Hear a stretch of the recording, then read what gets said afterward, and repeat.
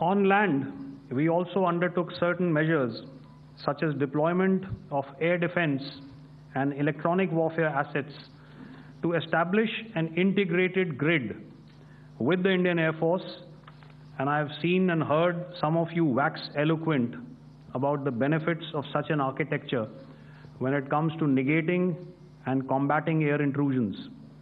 We also carried out deployment to include movement of our forces in the land, sea, and air domains. The night of the 9th and the 10th of May saw similar intrusions by drones and aircrafts, and this time there was a concerted effort to target airfields and some very, very important logistic installations, albeit yet again unsuccessful and denied gallantly and efficiently, I must say, by the integrated Indian Air Force and Indian Army Air Defense. We further strengthened our deployment and also initiated some pressure points to send a very clear and unambiguous message to the other side to desist from any misadventures on land. Some of the airfields and dumps saw repeated attacks in waves from the air. All were thwarted. The Pakistan Army has reported to have lost approximately 35 to 40 personnel in artillery and small arms firing on the line of control between the 7th and the 10th of May. What the other side had probably also not reckoned with was the speedy and precise turnaround and hit back by the Indian Air Force. And I will yet again ask Air Marshal Bharti to speak about these significant and game-changing strikes. I will thereafter request Vice Admiral Pramod, my colleague and Director General of Naval Operations, to tell us about some very telling naval maneuvers in the Arabian Sea that exerted pressure on the night of 9th and 10th of May. Over to you, sir. Thank you. Commencing about 2000 hours, that is 8 p.m. local time, on 8th of May, several Pakistani unmanned aerial systems, drones, combat vehicles attacked multiple IF bases. These included Jammu, Udhampur, Pathankot, Amritsar, Bhatinda, Nal, Dalhousie, Thois, Jaisalmer, Uttarlai, Falodi, Nalia. These were almost simultaneous and they came in waves.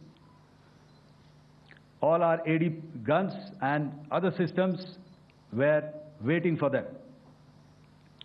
All these waves were neutralized by our trained crew using the air defense systems that they have, and also some of them were utilized using our legacy systems like Pechoras and IF Summer, which we have recently acquired. And some were neutralized by the Garud snipers. There was no damage on ground from these incursions and these mass raids, if I could call them, from the Pakistani side. However, following these relentless attacks on our air bases, on our forward positions, and on our civilian targets, this was time to convey some message to our adversaries. And therefore, a decision was taken to strike where it would hurt. And towards that, in a swift, coordinated, calibrated attack, we struck his air bases, command centers, military infrastructure, air defense systems across the entire Western Front. The bases we struck include Chaklala, Rafiki, and mind you, Chaklala is Islamabad, Rahim Yar Khan, Sakar, sending a clear message that aggression will not be tolerated. This was followed by strikes at Sargoda, Bholari, Jacobabad.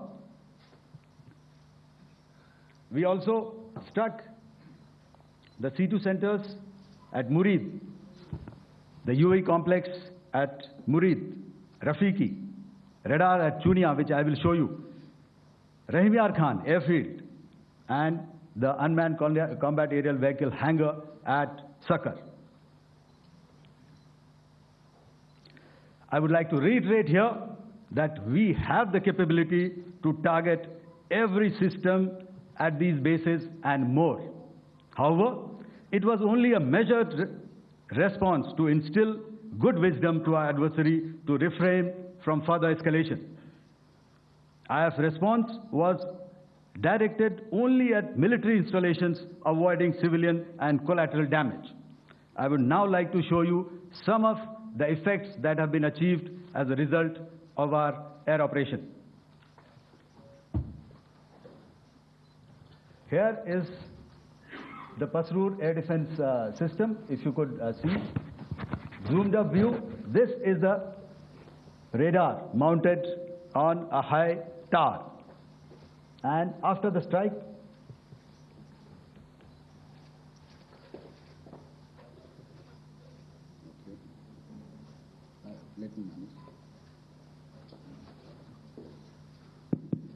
thank you. Can you hear me? Yeah, thank you.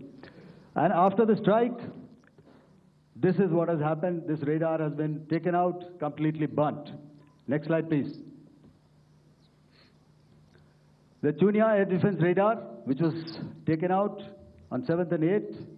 This is the radar site. A blown up photograph, once again, on a tower. Not very clear, but what you see very clearly is the after effect after we have struck. The radar head has been completely decapitated. Next slide, please. Arifwala air defense radar. In this complex, you see how it looked before, blown up image, and after really blown up. Next. Now coming to Sargodha airfield. Remember, this is one of their important airfields wherein they have a lot of assets, F-16s, other assets which they keep getting, training institutes.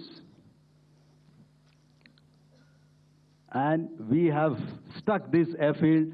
It is not, if you zoom in here, then one impact point here on the runway and second impact point of our weapon, precision weapon on the runway. And if you see this blown up, repairing going on. Same here.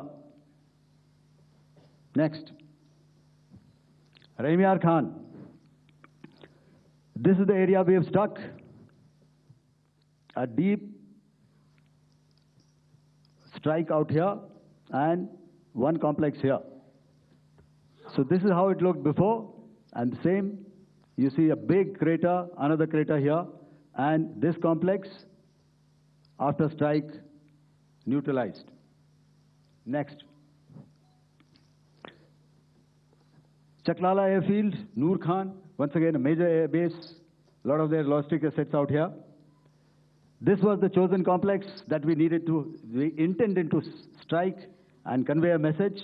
Next slide, please. This is how it looked before, and this is how it looked after our strike. Next. Sakar. We chose the radar site at Sakar. This is the radar site, and after it was struck, this is the aftermath, completely burnt out. Next, please. Aircraft shelter. This is how it looked before the strike, and this is how it looked after the strike. The roof of the buildings completely caved in and burnt. Next. Bolari airfield, aircraft hangar. This is how it looked before, and this is how it looked after the precision strike. Next. Jacobabad, aircraft hangar, and this is how it looked after. Next. So what I'm trying to convey here, ladies and gentlemen, is to start with, Our fight was neither with the Pakistani military nor with anybody else who's there on the other side. Our fight was with the terrorists. We neutralized the terrorists that we selected to be neutralized, and thereafter we only maintained the air defense posture. However, we were relentlessly pounded by waves after waves, night after night, by his UCAVs, by his drones, and by his other unmanned aerial systems. And that left us with no choice but to retaliate, and yet our retaliation was calibrated, it was graduated, and it was proportionate. Thank you.